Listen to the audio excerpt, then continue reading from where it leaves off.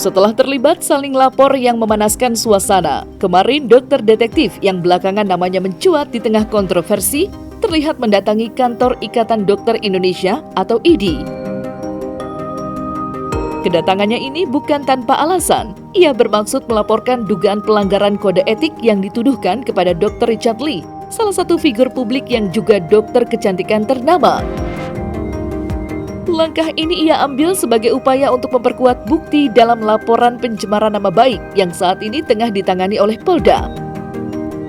Lebih lanjut, dokter detektif juga menyampaikan bahwa laporan ini bukan hanya soal membela diri, tetapi juga demi menjaga marwah profesi dokter. Ia mengungkapkan bahwa ada beberapa bukti dan saksi yang telah disiapkan untuk mendukung laporannya. Ya, rekan-rekan media, kami dari LBH Kesra dalam hal ini mewakili dokter detektif atas pertemuan sebelumnya di daerah Teman, kami menindaklanjuti pelaporan terkait Dr. R ke MKEK IDI Cabang Jakarta Selatan. Namun atas arahan MKEK IDI Cabang Jakarta Selatan, pelaporan ini sebaiknya diambil alih atau ditangani oleh pengurus besar IDI pusat, dalam hal ini pengurus besar Ikatan Dokter Indonesia. Sehingga hari ini kami mendampingi dokter detektif untuk membawa laporan terkait dugaan pelanggaran etika yang dilakukan oleh Dr. R untuk memasukkan laporan ini ke PBI. Jadi sebenarnya baru ada 6 poin pelanggaran, diduga pelanggaran kode etik profesi kedokteran. Ya, dan ini cukup kuat indikasinya. Jadi kalau misalnya kita melaporkan, itu kan kalau misalnya kita melaporkan ke Polda, itu kita ada yang namanya konsultasi, bisa nggak masuk pasalnya? Ini pun yang terjadi di IDI dan ternyata masuk itu. Jadi naik tahapannya, gitu. Jadi kita naik dan sekarang kita ke pusat, gitu, ke pengurus besar IDI, karena sudah sangat kuat pelanggarannya, gitu. Jadi di sini saya juga ingin menyampaikan kepada DRL, nih buktinya dokter sudah ngelaporin loh ya pengaduan pelanggaran etik Dr. Richard, ya, jadi udah jelas banget. Jadi dokter itu jangan dibilang panik, takut atau apalah, karena sekarang ini penggiringan opininya sungguh luar biasa. Kalau ngomong dibilang panik, nggak ngomong dibilang takut, kan selalu begitu tuh, gitu ya. Jadi di sini nggak ada. Jadi dokter mengikuti aturan yang memang berlaku di Indonesia. Dan nanti karena yang bisa mengadili itu dari MKEK ya dok ya. Jadi nanti kalau kasusnya naik, yang mengadili itu dari MKEK, Majelis Kode Etik Kedokteran Indonesia. Dan keputusannya akan menjadi salah satu pendukung atas laporan dokter di Polda Metro Jaya.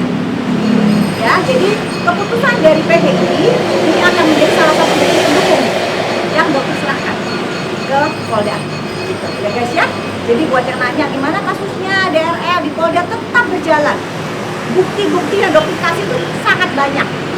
Gitu. Jadi memang prosesnya akan lebih panjang. Buktinya dari produk yang dokter beli sendiri. Bahkan aliran dananya kemana itu pun sudah dipanggil ke Polda. Insya Allah mungkin nanti minggu depan ya, penerima aliran dananya pun akan dipanggil ke Polda. Kita tunggu aja. Produknya salah satu yang sudah ditaruh di Badan POM.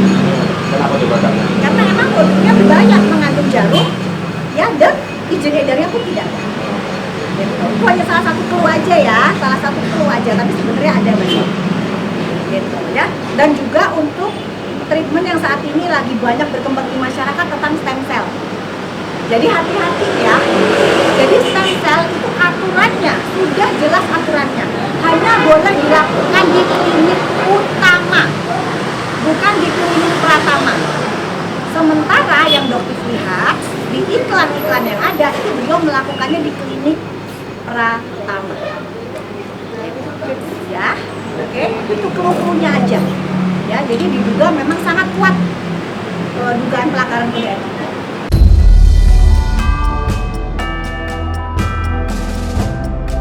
Setelah resmi melaporkan Dr. Richard Lee, permasalahan yang tengah dihadapi dokter detektif atau doktif kian melebar dan semakin kompleks. Ia tidak hanya berkisar pada dugaan pelanggaran kode etik dan pencemaran nama baik, kini tekanan datang dari arah yang tidak terduga. Teman-teman dekat Doktif mulai menerima ancaman dari sosok misterius yang hingga saat ini belum teridentifikasi. Ancaman ini menimbulkan kecemasan, terutama bagi kerabat dekat Doktif, seperti Dr. Deka Hartono yang mengaku sangat terganggu oleh situasi tersebut. Jadi sebenarnya di sini tadi kebetulan juga ketemu sama Doktif, sama-sama kita di IDI. Cuman yang aku bawa kasus di sini beda, bukan tentang GRL. Jadi intinya beberapa hari yang lalu aku dapat surat panggilan dari pengadilan Depok bahwa ada salah satu klinik yang intinya menggugat saya gitu. Dan kliniknya besar banget ya guys, betul. Besar banget. Kliniknya itu besar banget. Tetapi sebenarnya Doktif juga ada bukti-buktinya. Tapi Doktif saat ini masih ngaktif dulu. Betul. Ya, ada Ya, kita pelanggaran semua juga. pegang ya Dok ya, pegang semua apa yang mereka lakukan, regulasi. Tapi kita masih jaga lah intinya.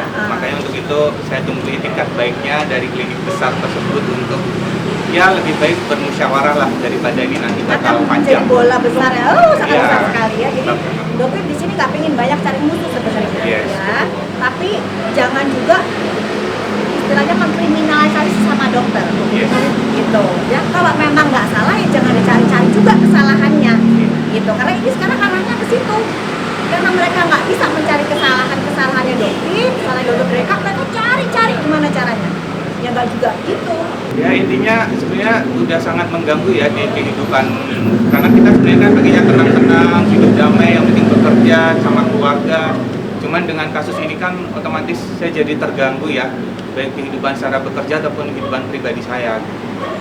Seperti biasa saya serang-serang buzzer, Iya. medsos, seperti itu. Kan karena kan masing-masing orang mentalnya beda-beda ya Dok Betul, ya. ada yang mentalnya support Doktif, ada yang mungkin mentalnya yang masih ya tahu sendirilah teman-teman gitu. Jadi saya harapkan kan yang baik-baik aja lah.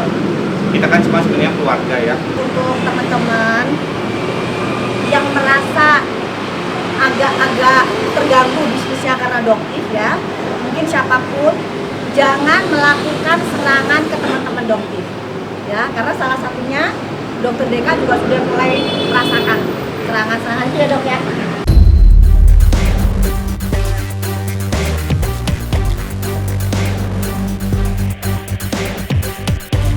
Nah, selesai sudah Cumi Lovers. Jangan lupa untuk like, subscribe, dan juga share channel YouTube Cumi Cumi.